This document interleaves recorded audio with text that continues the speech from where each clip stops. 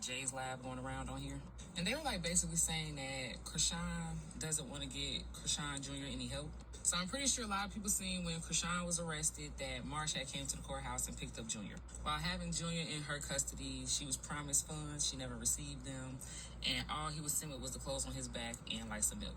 At some point, he got sick under the care of her and her sister, and she wanted to take him to the hospital. Chrisean said no, and then that's how Smiley got the baby. Now, I do think after Smiley had the baby, I think the baby went with the godparents, rightfully so, but I'm not 100% sure on that. And then Jay was talking about how like she has like a sister or a friend who works with children with like special needs, and that she was trying to get Chrisean help, and like she didn't want to give him any help. And that basically Chrisean feels like if she just keep praying on it and just put it in God's hands, the baby will be okay. But like faith without work is dead. So I have 2 special needs kids myself. I have 2 kids with autism. So I can kind of see like what she's going through. And she's going through denial.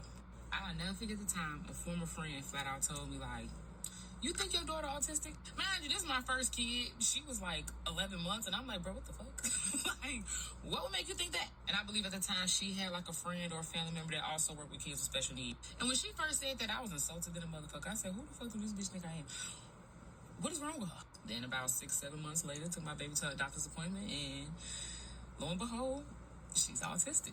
And I heard that not once, but twice. So having to hear it, it's always going to be like a hard pill to swallow. And it's even harder for Chrisean because she takes the comments seriously. Like anytime she had a response to some controversy or something, I realized she was using what people said in the comments. Like she takes the opinion of the public very fucking serious. And due to the fact that y'all are already calling her a bad mother, a horrible person, and she needs to be punished, she ain't never going to go and get that check because she don't never want to confirm what y'all are saying. She does not want to have to outwardly come out and feel as if she made a mistake that has jeopardized her baby. Yes, we've seen her smoking while pregnant.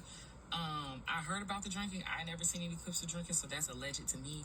So it's like, at the end of the day, we really don't know what could cause it, because that could also be from genetics as well. Her mother had 12 kids, right? Not all of them are neurotypical. I'm gonna just leave it at that. So it could be genetics, you never know. And I ain't a doctor, so I wouldn't know. But at the end of the day, that is a hurdle that she's going to have to at some point get over. Her immediate support system is going to just have to keep having those hard conversations with her. Because in her head, even if she thinks what she's doing is right, by like just constantly putting it in God's hands is right for the baby, by you not doing the actual work is non-intentional neglect. Like you're not intending to neglect the child, but you're neglecting his needs. And I don't know, I pray that maybe a pastor or something could talk to her, because maybe she'll listen to him and let her know that God assigned people into these different fields so that way they can do their job and help people like her and her son. Because she's going to need some therapy too. Especially after getting a diagnosis, if she gets one. Because back in the day, when people always say, oh, where are all these special needs kids coming from? Yeah, back in the day, they used to put them kids away in like little labs and stuff and let them try to make the kids normal again. That's why back in the day, they didn't see them. Or it'd be that one uncle that you notice grandma keep real close, real protected. Because back then, they used to say if something wrong with the kid, they would blame the mom.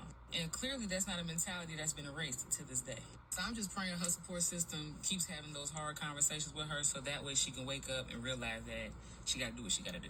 So there's